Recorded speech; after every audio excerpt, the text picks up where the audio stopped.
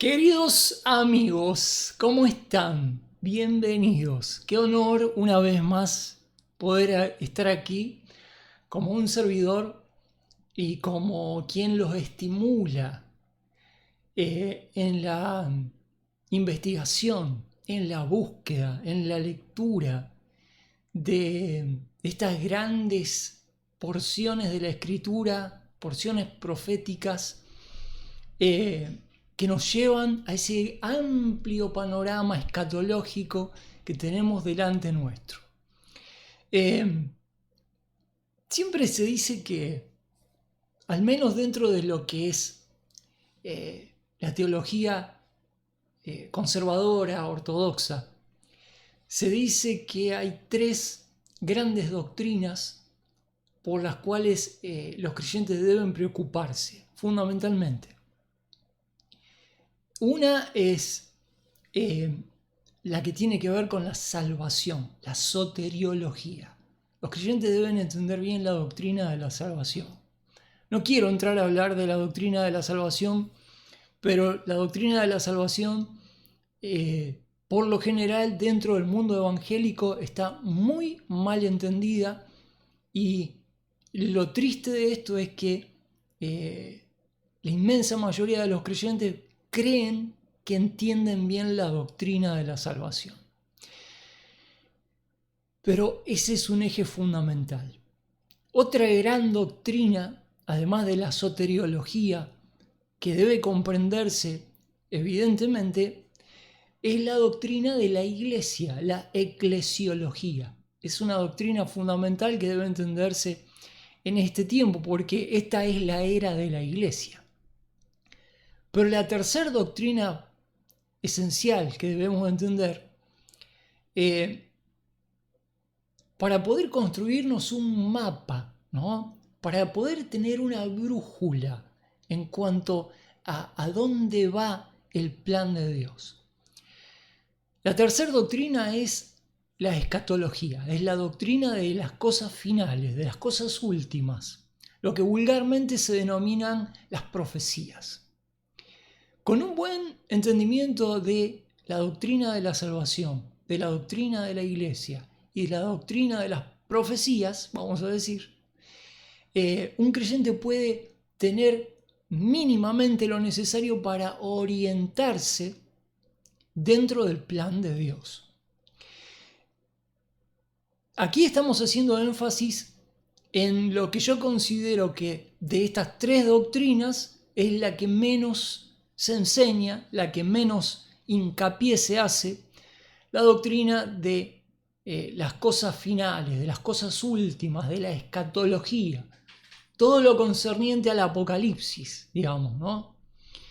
Brilla por su ausencia la buena enseñanza, bueno sería ya extremo decir, pero la enseñanza con compromiso, una enseñanza comprometida con analizar las posturas históricas sobre la escatología, comparar las dos escuelas principales y hacer un juicio crítico sobre esta gran materia, esta gran realidad,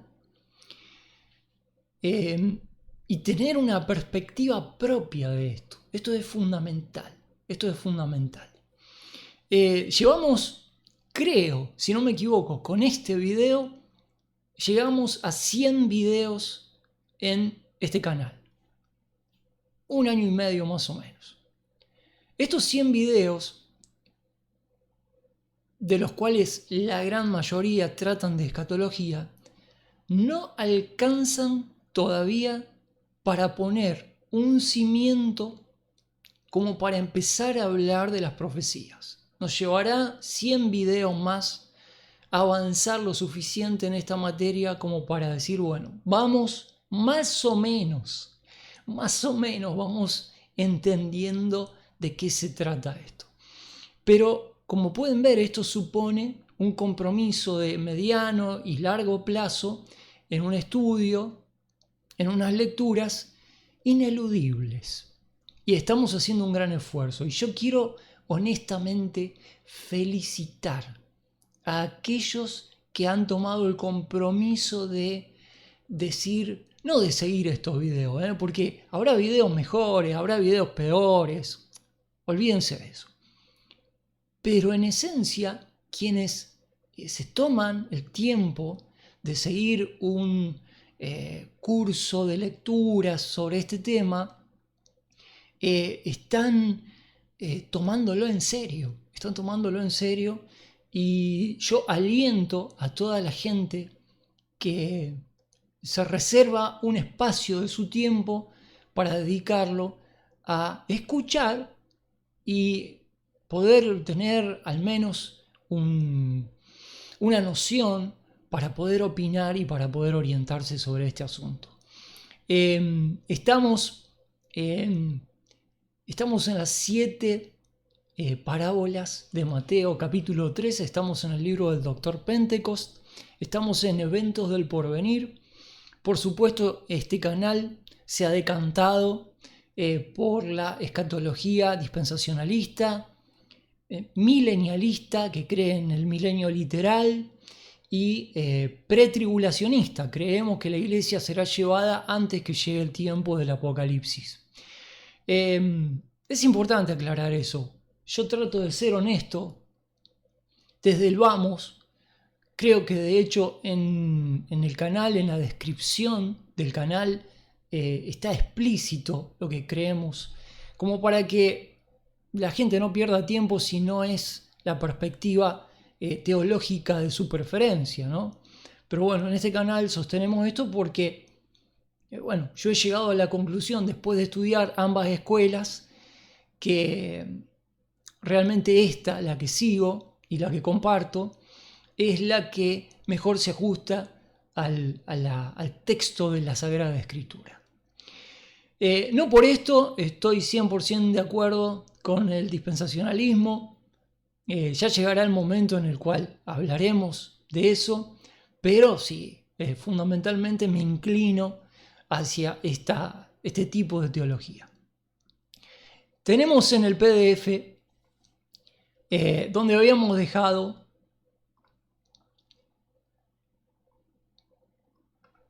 el tesoro escondido. Vamos a hacer un breve repaso de lo que hemos dicho. Acá nomás, un repaso de las 7 parábolas. Tenemos así ¿a qué iba Pentecost en esta parte del libro? En esta parte del libro lo que está tratando de hacer es explicar la naturaleza del tiempo de la era de la iglesia, inclusive el tiempo posterior al rapto de los santos, de los creyentes, y llegando hasta el tiempo de la gran tribulación y la segunda venida de Cristo.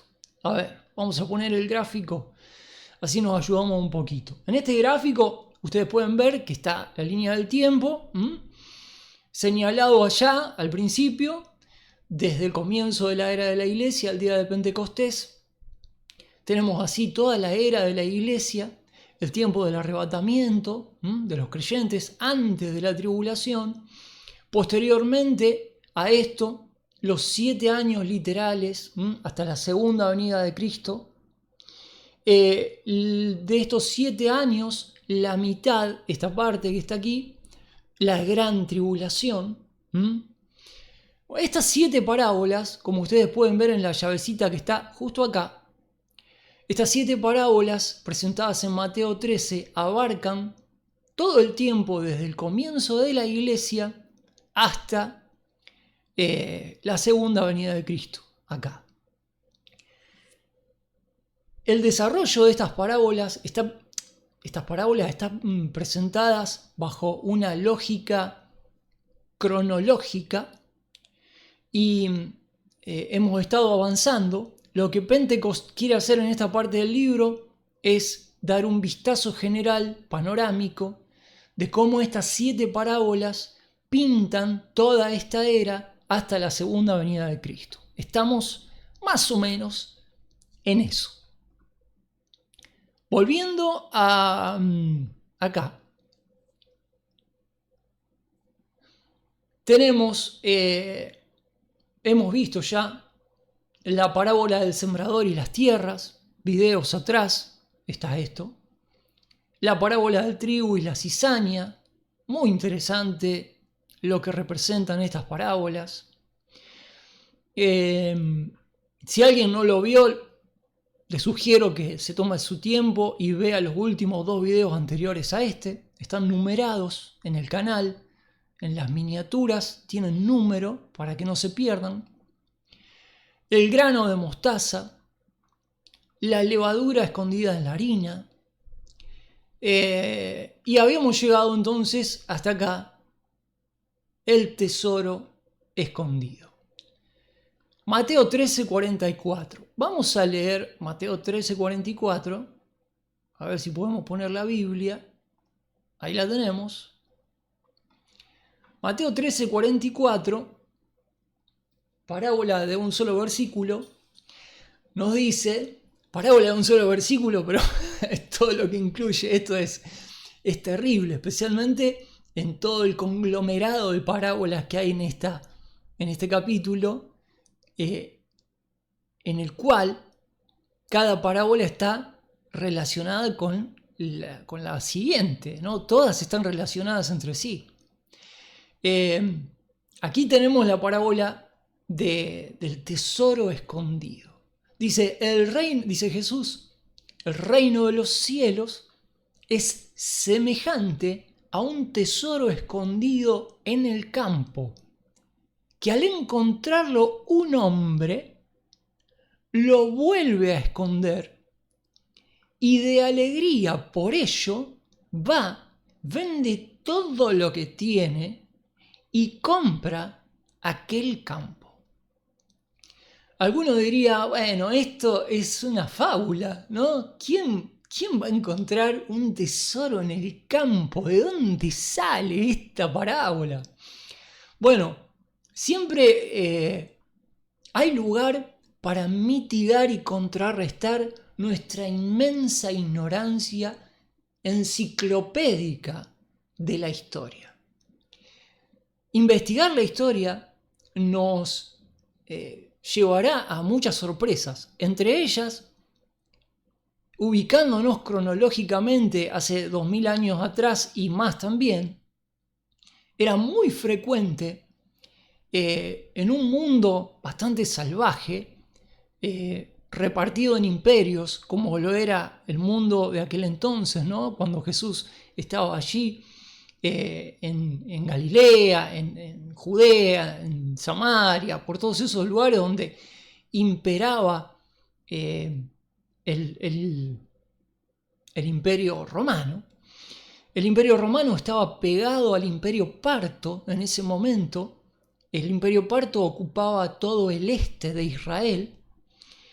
E Israel estaba siendo utilizado por el imperio romano como un estado tapón en el medio, ¿no? Un estado que amortiguaba entre Occidente y Oriente las broncas, las tensiones que había entre el imperio parto, que habitaba del otro lado del Jordán, digamos, y el imperio romano.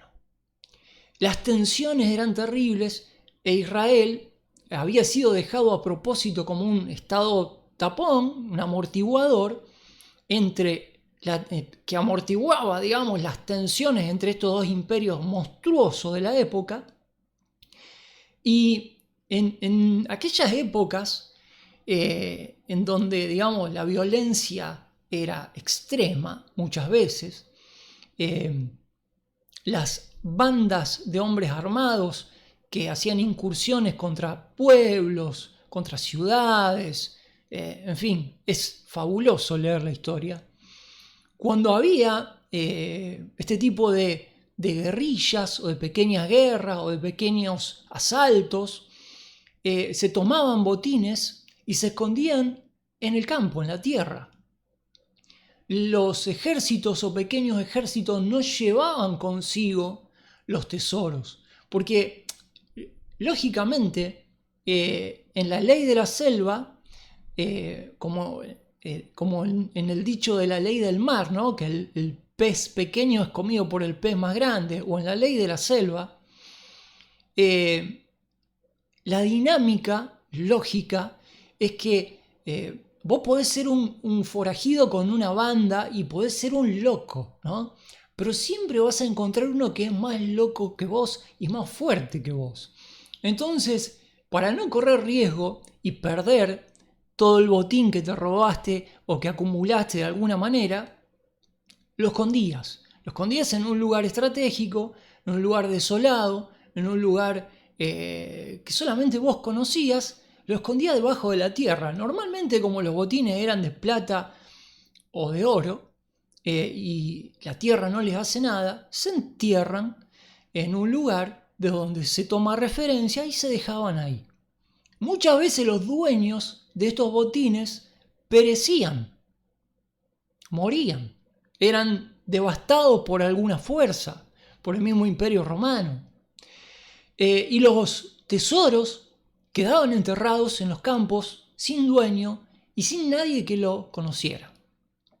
Cuando llegaba una persona a un campo, hay veces, se recogen historias en las que arando el campo con los bueyes, levantaban bolsas dentro de los cuales estaban estos botines, estos tesoros. Entonces, ¿qué hacía? Rápido, el que encontraba esto, lo escondía de nuevo, lo dejaba exactamente donde estaba y compraba, se apresuraba a comprar en términos legales ese terreno y tener de alguna manera la escritura que lo habilitaba para disponer de lo que había allí. Entonces ya ahí no podía haber ningún tipo de reclamo de ningún tesoro porque la persona pasaba a ser el dueño legítimo, el dueño legal. Bueno, todo esto para explicar que cuando Jesús habla del reino de los cielos semejante a un tesoro escondido en un campo, no es una fábula o un cuentito que se inventó Jesús. Era algo que solía pasar. Aún hoy en día hay buscadores de tesoro, con todo el instrumental tecnológico que existe hoy, detectores de metales, que encuentran grandes tesoros. Probablemente haya un poquito de eco. Ahora no va a haber más eco, si había eco en el audio. No lo voy a hacer todo de nuevo hasta acá. Ahí está.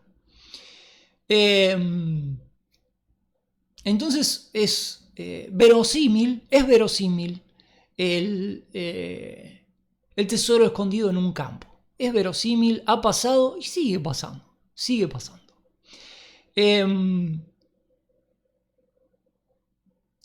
Vamos a leer entonces aquí en el PDF. En el PDF, ¿qué se nos dice acerca de esta cuestión?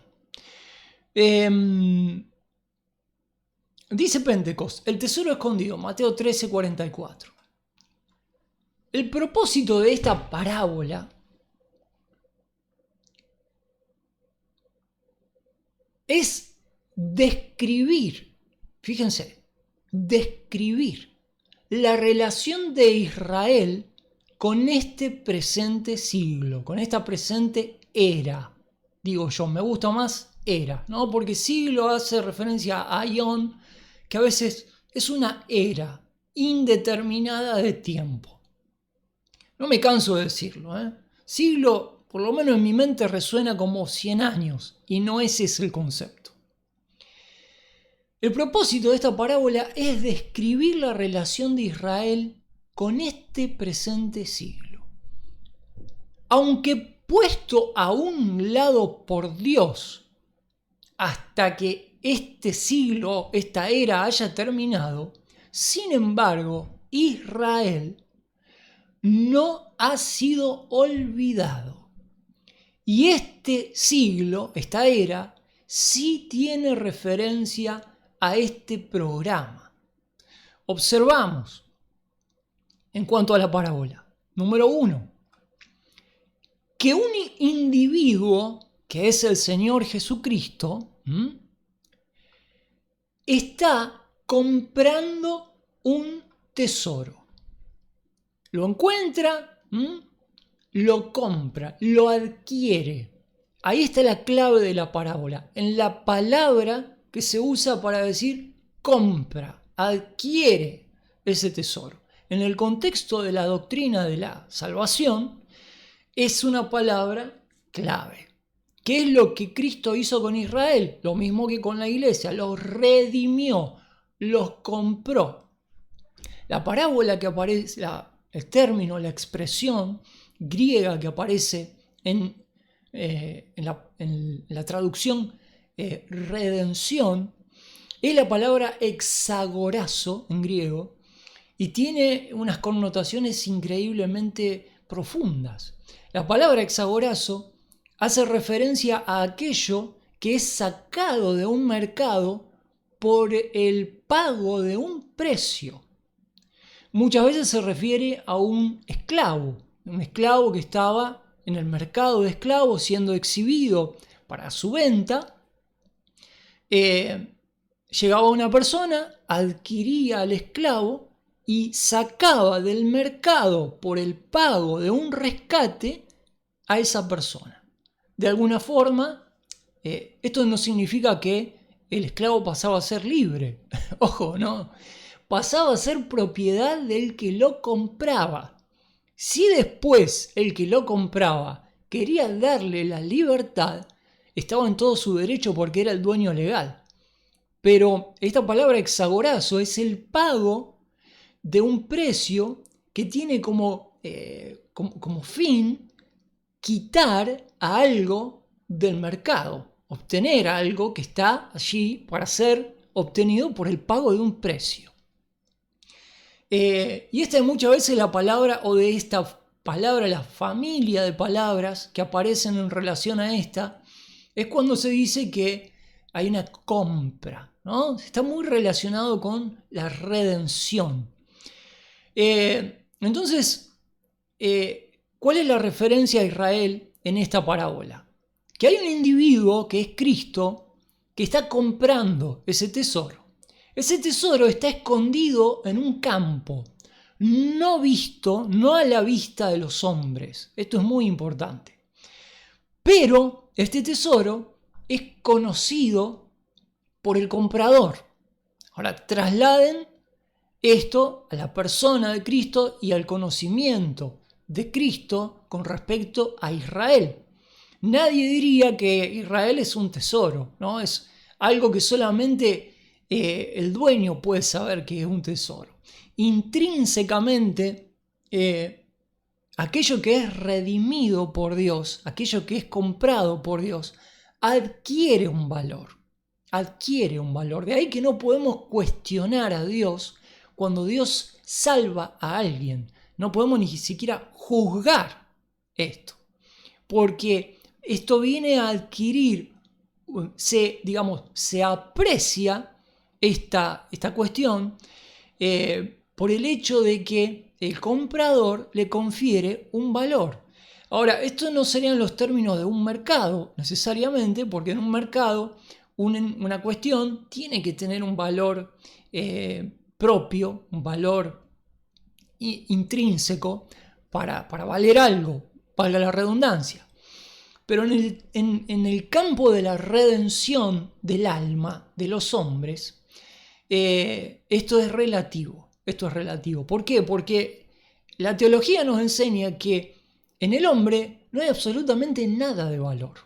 Porque el hombre es un pecador que está vendido a hacer la maldad, que es incapaz de cambiar, de redimirse, de salvarse, de pagar el precio por su rescate, y que de hecho hacerse cargo del hombre en una redención es un costo altísimo por algo que no tiene relativamente valor, porque el hombre es un pecador.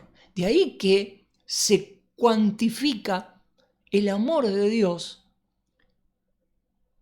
mostrándose para con nosotros en que siendo aún pecadores, Cristo murió por nosotros. Ahora, como el hombre, a pesar de ser pecador, es el objeto del amor de Dios, y Dios elige a algunos para salvación y a otros condena justamente, esto aunque a muchos no les guste, es así, Dios hace que finalmente el hombre goce de una gloria, de la gloria propia del ser, de haber sido redimido, se convierte en un tesoro. Bajo cualquier término, la Biblia presenta a aquellos que son redimidos por Cristo como el tesoro de Dios. Y esto nadie lo puede cuestionar.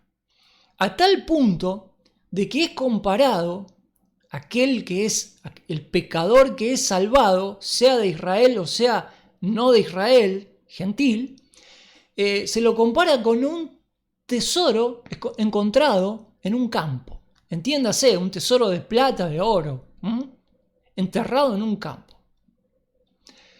El tesoro está escondido en un campo en relación esto a Israel, no visto por los hombres, pero conocido por el comprador.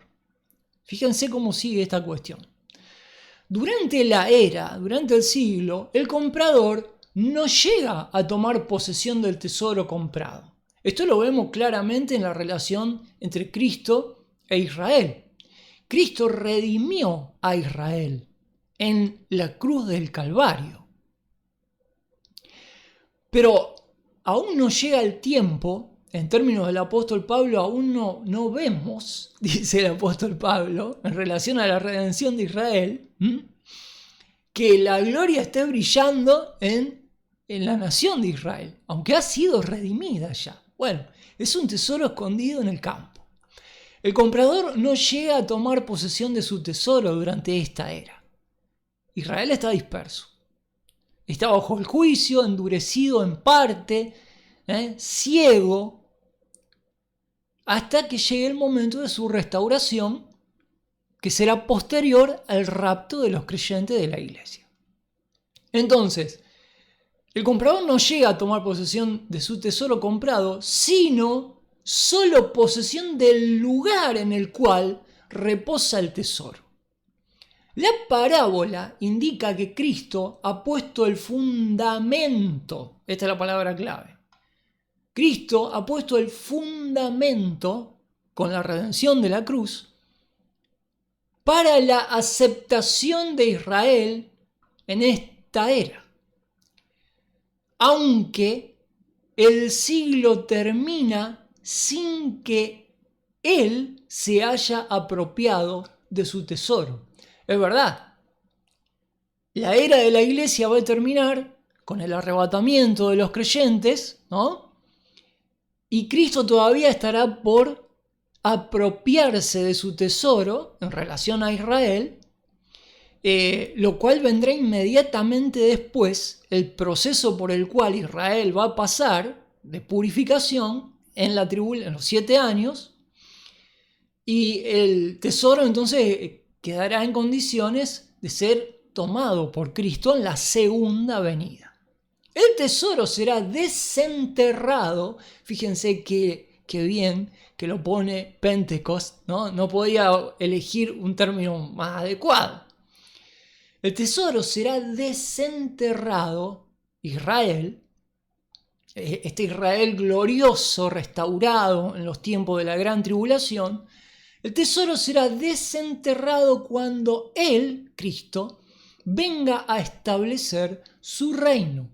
Israel está ahora ciego, pero le pertenece a Dios. Así pasamos a la próxima parábola, que es la parábola de la perla. Vamos a leer un segundito la parábola de la perla. Dice Mateo 13, 45 y 46, el reino de los cielos, dice Jesús, también es semejante, no olvidemos esta expresión, que son parábolas, semejante, es semejante a un mercader que busca perlas finas. no cualquier perla, ¿eh? Y al encontrar una perla excepcional, ¿no?, de gran valor, fíjense lo que hizo este mercader. ¿Quién es el mercader con mayúscula? Bueno, el mismo que tiene la capacidad de pagar un precio para sacar algo del mercado, el mismo que compra el terreno donde encuentra el tesoro. Bueno, este es el mismo. Al encontrar una perla de gran valor, fíjense lo que hace. Fue y vendió todo lo que tenía. Todo lo que tenía vendió. Y la compró. Este mercader tiene que ser experto para hacer de todos sus bienes una venta, para hacer una única compra. En otras palabras, esta compra, esta perla de gran valor, sin duda, justifica esta acción de venderlo todo, que refleja el sacrificio que Cristo hizo por su iglesia. Por eso muchos están de acuerdo en que esta parábola representa la iglesia. Vamos a ver qué dice el PDF. Bueno, la perla.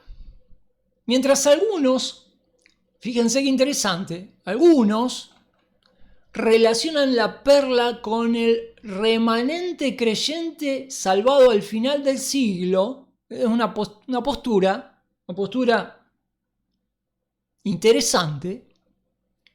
La mayor parte de los intérpretes relaciona a la perla con la iglesia. Pentecost asume esta postura. Pentecost cree que la perla representa la iglesia redimida. Así, el Señor está mostrando que dentro de este presente siglo, además de adquirir el tesoro, Israel, Él también adquirirá como posesión personal, que es algo de lo cual nos habla la perla. Ahí hice lío. Vamos a la página acá.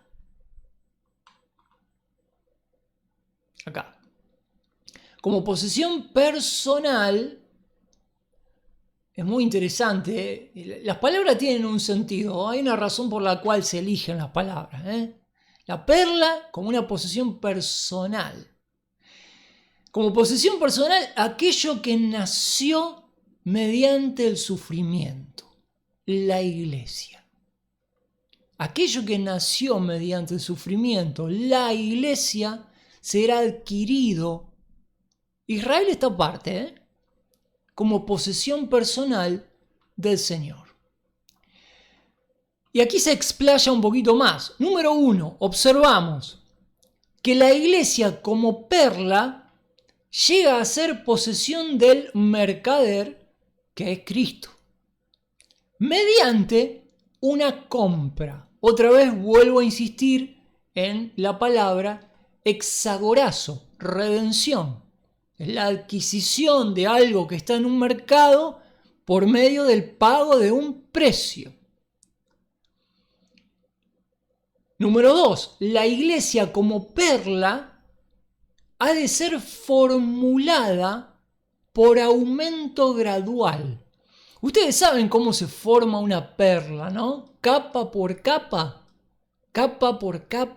de manera imperceptible, invisible. Por eso lleva tanto tiempo una perla formarse, ¿no?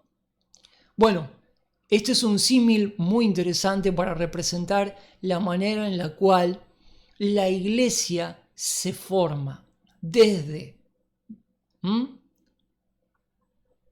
el día de Pentecostés, pasando estos 2000 años. Imagínense la cantidad de creyentes y de generaciones que han pasado en estos 2000 años.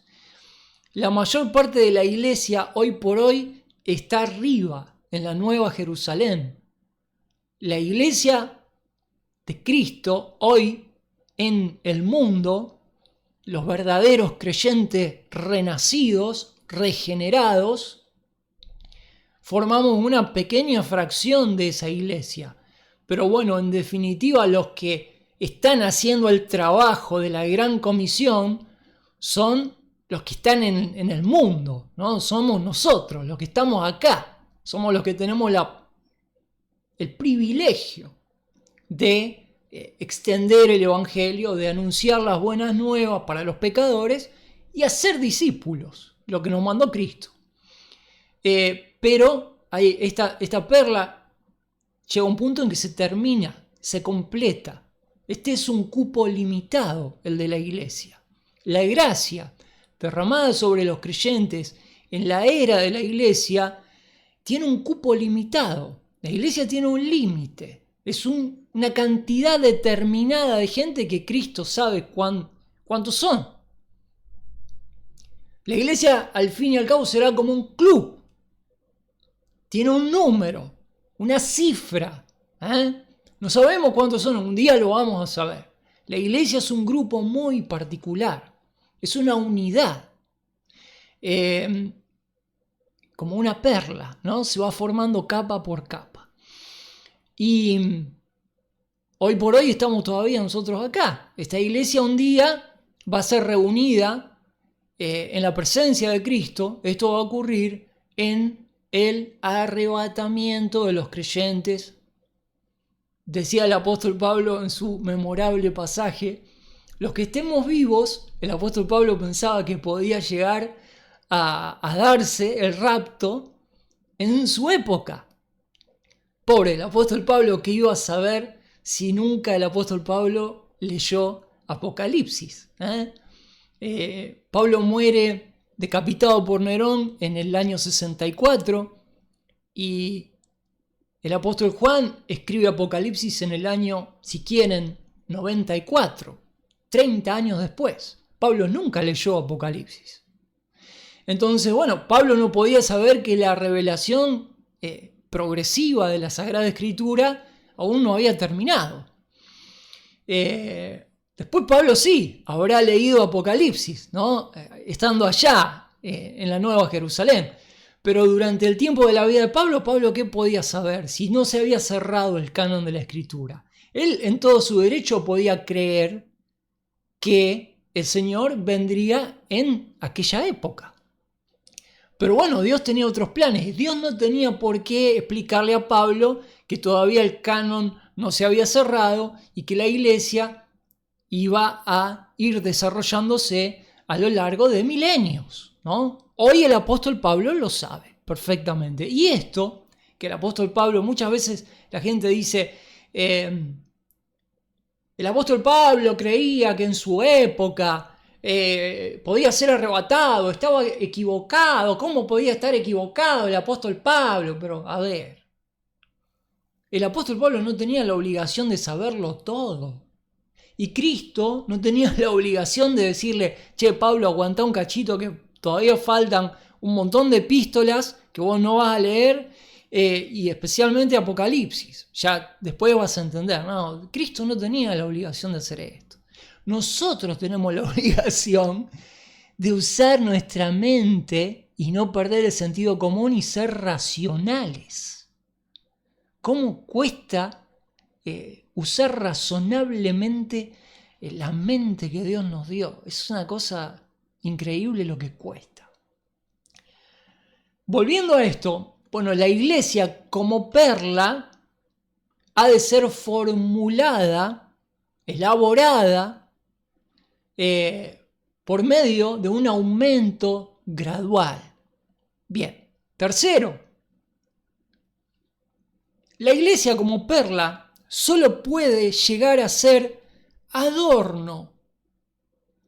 Qué linda expresión. De él, de Cristo, cuando sea levantada la iglesia en el lugar en el cual fue formada. Esto es una alusión al fin de la era de la iglesia, al arrebatamiento. La iglesia será finalmente reunida en las nubes delante de Cristo. seremos transformados, dice el apóstol Pablo, haciendo alusión a los creyentes de la iglesia. Seremos transformados. Los que murieron en Cristo serán resucitados incorruptibles. Y los que hayan quedado vivos serán transformados en un instante. En un cerrar y abrir de ojos, dice el apóstol Pablo. Ya llegaremos más adelante a la doctrina del arrebatamiento. Vamos a estar semanas hablando del rapto, porque es mucho lo que hay para cubrir, y vamos a analizar todas las posiciones que hay sobre el rapto, y vamos a ver de todas ellas cuál es la más coherente con la Escritura. Bueno, la iglesia como perla solo puede llegar a ser adorno de él cuando sea levantada del lugar en el cual fue formada. Esto ha de relacionarse con el propósito del presente siglo previamente considerado. Por supuesto que ya, por lo que venimos leyendo, ya se habló de que el presente siglo tiene la finalidad de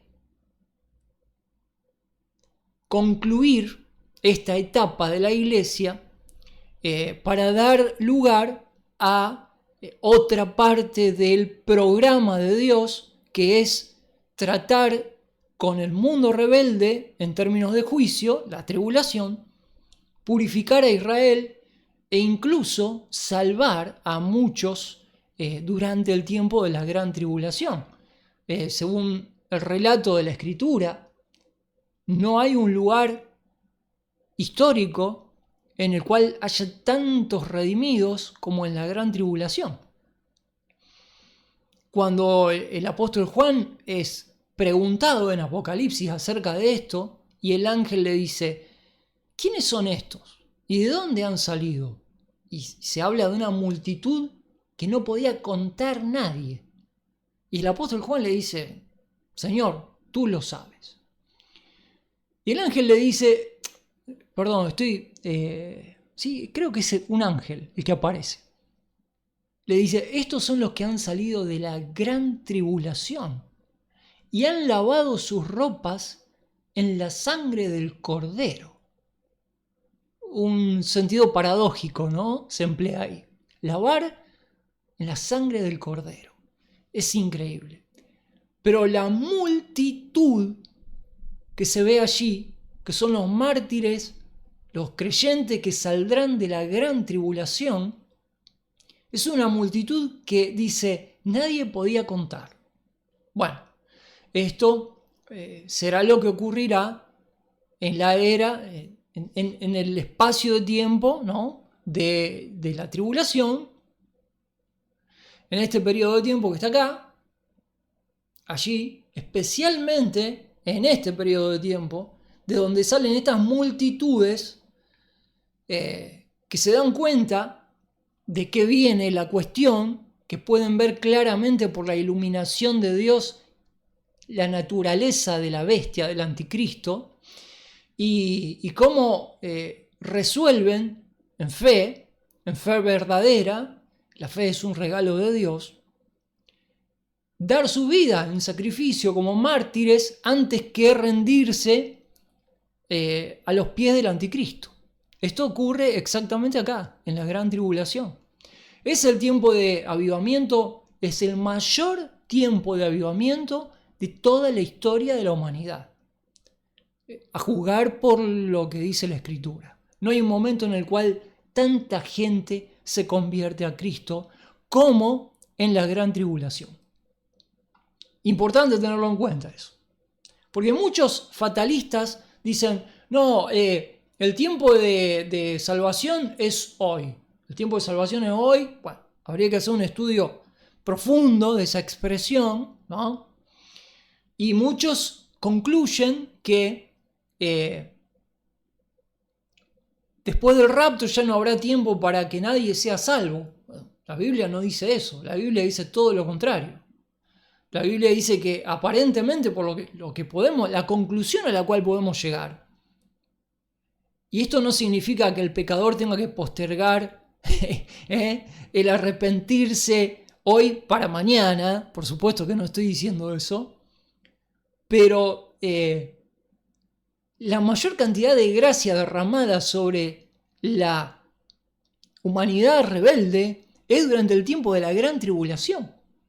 Y el resultado es tan eficaz, el derramamiento de la gracia de Dios durante la gran tribulación es tan eficaz que de allí sale la mayor cantidad de redimidos de la historia.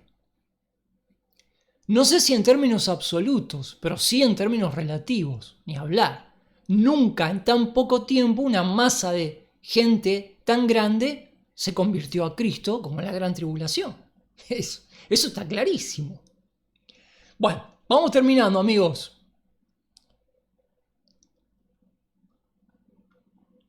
La red, sí, terminamos porque la red es la última parábola. La red, vamos a leer, ya que está, son 46 minutos. Bánquenme un toque. Sí. Hoy que les quiero leer los pasajes, nunca los leo los pasajes. Hoy que les quiero leer los pasajes, bánquenme, loco. Bueno, leemos el pasaje, como corresponde. La parábola de la red. Aquí estamos. Bueno, el reino de los cielos, dice Jesús, también es semejante a una red barredera. Es muy interesante, ¿no? Bueno, esta es la traducción de la Biblia del lenguaje... la Biblia de las Américas. La Biblia de las Américas. Es como un lenguaje sencillo. Esto ya está extra, me parece. Pero está bueno para entender el método por el cual pescaban los pescadores de la época. Eran redes de barrido. Bueno, el reino de los cielos también es semejante a esta red que se echó en el mar y recogió peces de toda clase, dice Jesús. Peces de toda clase. Tengan en cuenta que la red es un elemento que representa juicio en este contexto. Y es la última parábola porque esta parábola hace referencia a la segunda venida de Cristo. Recuerden el gráfico. Dice Jesús, cuando se llenó la red, la sacaron a la playa, se sentaron y recogieron los peces buenos en canastas, pero echaron fuera los malos. Así, dice Jesús, será en el fin del mundo, al final de la era. Los ángeles saldrán y sacarán a los malos de entre los justos y los arrojarán al horno de fuego. Allí será el lloro y el crujir de dientes. En Mateo 25, que nos toca el próximo video, vamos a ver este juicio de manera literal. Mateo 25 nos muestra cómo Cristo desciende del cielo al final de la gran tribulación. Todo el mundo, todos los supervivientes de la gran tribulación, justos e injustos, son traídos delante de él por los ángeles. Este es el juicio a las naciones vivientes. Y allí el rey da su primer discurso delante del mundo y separa a los creyentes de los no creyentes, a los perseguidos de los perseguidores. Y literalmente allí se dice que son arrojados al infierno. Esta referencia es precisamente a ese momento en el cual Cristo regresará y tendrá ese juicio final, podríamos decir, de este periodo, de todo el periodo llega un punto en el cual Cristo juzga con todo el derecho porque está investido de autoridad que desciende y establece su reino. Y de hecho Apocalipsis, allí es donde dice Cristo ha venido a ser el rey, ha tomado el reino. Vamos a hacer un estudio puntual de ese pasaje en Apocalipsis y vamos a ver cómo Cristo en ese momento comienza a reinar. Gramáticamente está más que claro. Está más que claro que hay un momento puntual en el cual comienza el reino. Y digo esto porque están aquellos que insisten en que ya estamos en el reino. De ninguna manera, en ningún lado de la Biblia dice que ya estamos en el reino, ni que Cristo está reinando. Es una cuestión aún futura. Vuelvo al PDF. La red. Hemos leído allí en Mateo. Leemos aquí. Dice: esta parábola indica que el siglo ha de terminar con un juicio, principalmente contra las naciones gentiles, ya que la red ha de echarse en el mar. Si recuerdan, el mar es una palabra que en muchos pasajes del Antiguo y del Nuevo Testamento representa las naciones gentiles. El mar que no tiene gobierno, que es ingobernable, el mar que es caótico como las naciones, lo dice incluso en los salmos, en los profetas. Se utiliza, ya debería considerarse como una categoría escatológica, mar, en los pasajes proféticos, que se usa para representar a los gentiles. Esto es algo básico. Esto está en contraste con el juicio de Israel descrito en la segunda parábola. Los perdidos serán excluidos del reino que ha de establecerse, como previamente se enseña en las parábolas, y los justos introducidos en él. Debe observarse que hay un paralelo, atención porque vamos terminando y esto que va a decir acá es alucinante. Fíjense que, necesitamos de la ayuda de los eruditos para ver estos paralelos. Fíjense estos paralelos. Debe observarse, dice el Dr. Pentecost, que hay un paralelo entre los misterios del reino de los cielos de Mateo 13, todas estas parábolas que presentan el reino de Dios en modo de misterio, ¿no? Y los misterios a los cuales se refiere Pablo. El misterio del sembrador está estrechamente relacionado con el misterio de la piedad mencionado en 1 Timoteo 3:16, e indiscutiblemente grande, dice Pablo, es el misterio, esto que Dios nos dio a entender, a conocer. Misterio no es algo desconocido en la Biblia, ya a esta altura lo sabemos, ¿no?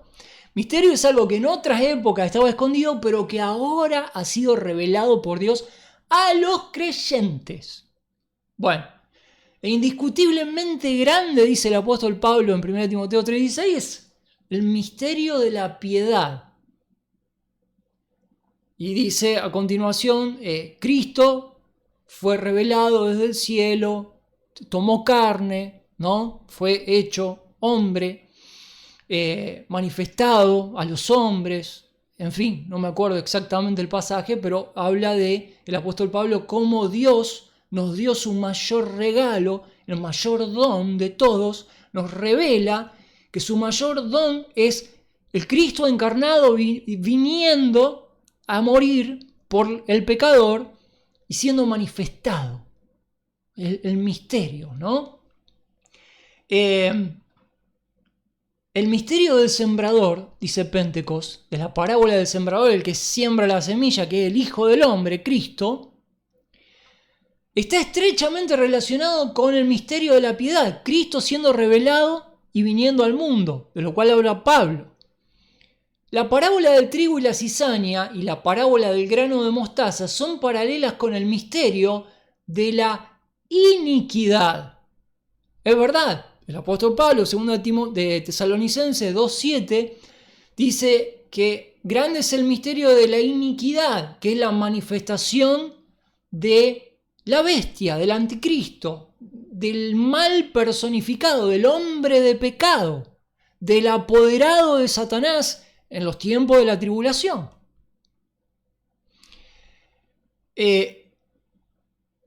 Nos ha sido dado a conocer, nos ha sido revelado que en un momento puntual de la historia, después del rapto, el anticristo será revelado. Lo sabemos.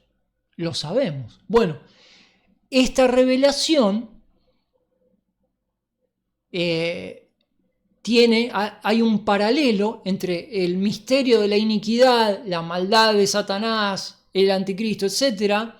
Está relacionado con la parábola del trigo y la cizaña y la parábola del grano de mostaza. Son paralelas. Todas hablan de esa cuota de veneno malvada, esa cuota malvada de sabiduría diabólica, si quieren, introducida, ¿no? de manera sutil, en el reino de Dios, de manera sutil. Hay que decir que la bestia hace su aparición sutil, aunque después revela su naturaleza, realmente, en los segundos 3 años y medio de esos 7 años, los primeros 3 años y medio, el diablo está en los detalles. A ver, las sutilezas que hay en la aparición de este líder y cómo se gana el aprecio y la aprobación de la humanidad, a juzgar por lo que dice Apocalipsis. Bueno, es muy interesante ver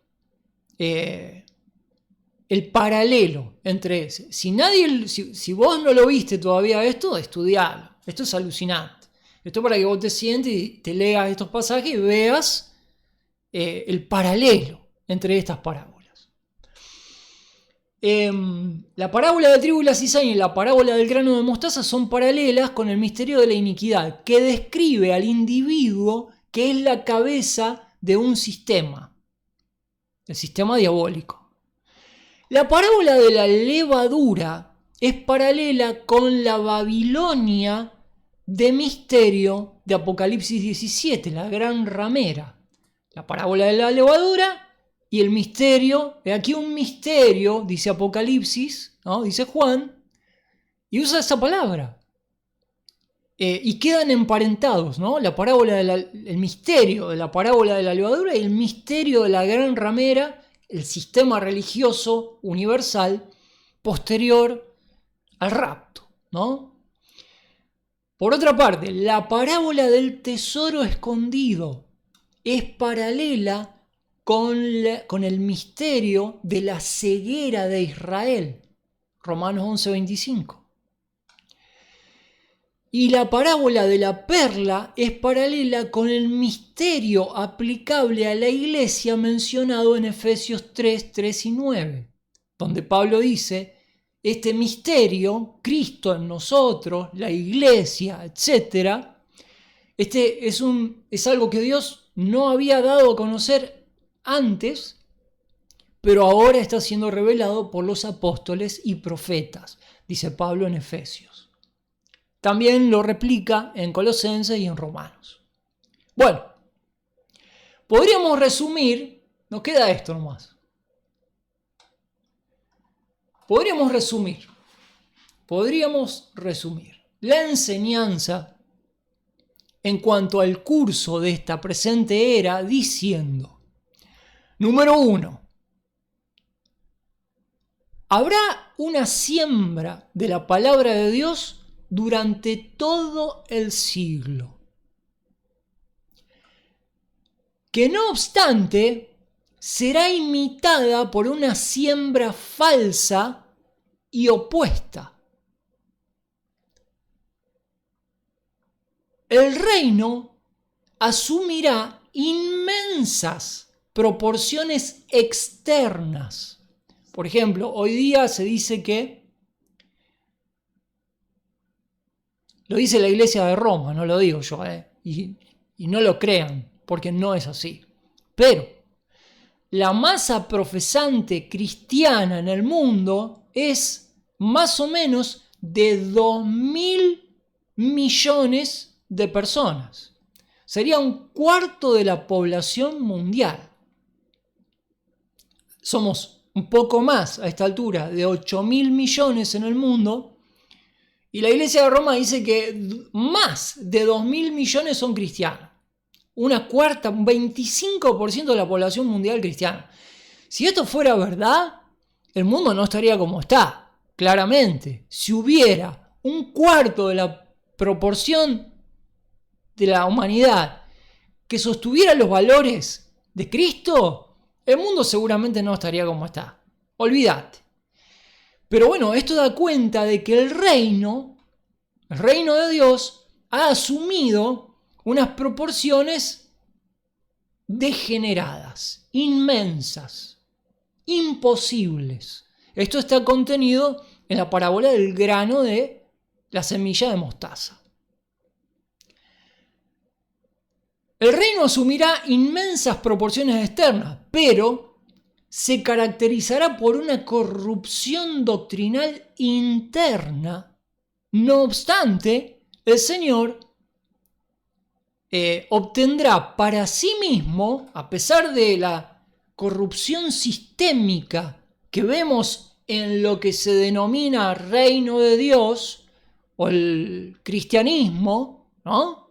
A pesar de eso, el Señor obtendrá para sí mismo, al final, un tesoro peculiar de entre Israel.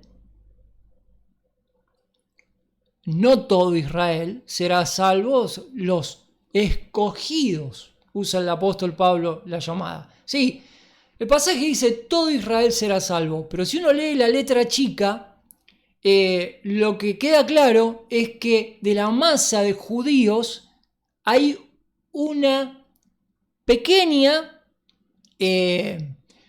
minoría escogida por gracia para que de entre la masa de Israel salga un Israel purificado. A ese Israel purificado es lo que Dios llama todo Israel. Que en definitiva, fuera del Israel purificado no hay otro Israel. Ese Israel purificado es una unidad.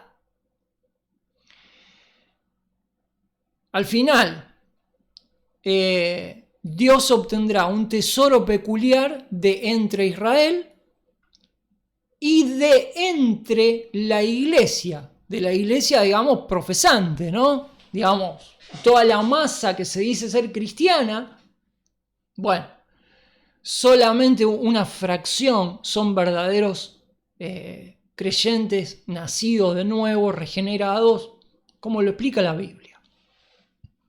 Número 7, terminamos. El siglo, la era, terminará en juicio contra los injustos que han de ser excluidos del reino. El reino que ha de inaugurarse. Y los justos serán introducidos en él para disfrutar de la bendición del reinado del Mesías.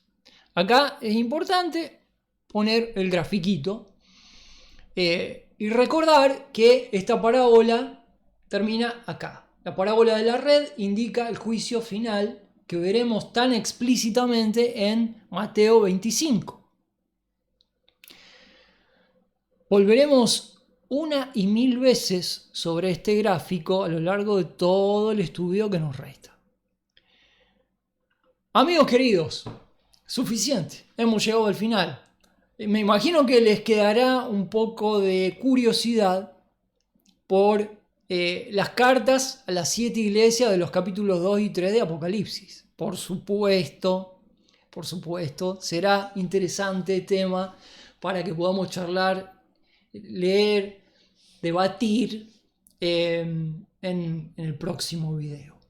Amigos queridos, nada más por mi parte, agradecido, honrado, siempre soy consciente y hay una carga sobre mis hombros de que no soy digno ni merezco hacer este trabajo de divulgación, de lectura, de algo tan puro como es la palabra de Dios, particularmente en una materia tan difícil como lo es escatología. Yo considero que no estoy preparado para esto, lo he dicho, lo vuelvo a decir y lo voy a volver a decir. Pero a la vista de la necesidad y de que esta materia se toma tan poco seriamente, digo esto por el tratamiento que se le da a la profecía, ¿no? No quiero ni hablar. Pero bueno, haremos nuestro mejor intento en el tratamiento de esta materia, haremos nuestro mejor esfuerzo para tomarlo seriamente, al menos para leer gente que sabe más que nosotros, ¿no? Y enterarnos, por lo menos tener una visión panorámica de la escatología. Para el 2030 vamos a estar estudiando Apocalipsis, sin duda, tal vez antes, ojalá que antes, ya veremos, pero esto es de largo plazo. Por eso los invito a reforzar las ganas constantemente. Estamos viviendo en unas instancias históricas en las que, sin lugar a dudas, de acuerdo con el punto de vista de esta escatología, nos estamos acercando al final de la era de la iglesia. Se está preparando todo para la tribulación. Hay como mínimo muchos movimientos que despiertan profundas sospechas de lo que realmente está por pasar en el mundo. Una de estas cosas es, como ustedes sabrán, el ajetreo, ¿no? La revolución en torno al fenómeno extraterrestre y a la inminente amenaza de la visita de seres de otros planetas que incluso en algunas publicaciones muy difundidas, ciertos mediums están diciendo de que estos extraterrestres, presuntos extraterrestres, ¿no? Están pensando en una abducción masiva de personas de este mundo. Casualmente, muy similar a lo que dice la doctrina cristiana con respecto al arrebatamiento. Nada más que totalmente distorsionada, ¿no? Uno debería preguntarse por qué el mundo hace más de 100 años está bajo la influencia de esta agenda extraterrestre inventada por una élite. Hay que estudiar, hay que leer la historia, que está poniendo al mundo constantemente, generación tras generación, bajo la propaganda y la amenaza y el susto y el terror de que en cualquier momento puede pasar algo, algún evento de dimensiones extraordinarias y que un montón de gente puede llegar a desaparecer. Pregúntense por qué el mundo estaría promoviendo esta agenda. ¿Por qué hay tanto interés de parte de este sistema diabólico en que la gente esté preparada para una abducción masiva de personas? Amigos, lo dejamos ahí, seguimos la próxima, tenemos un montón.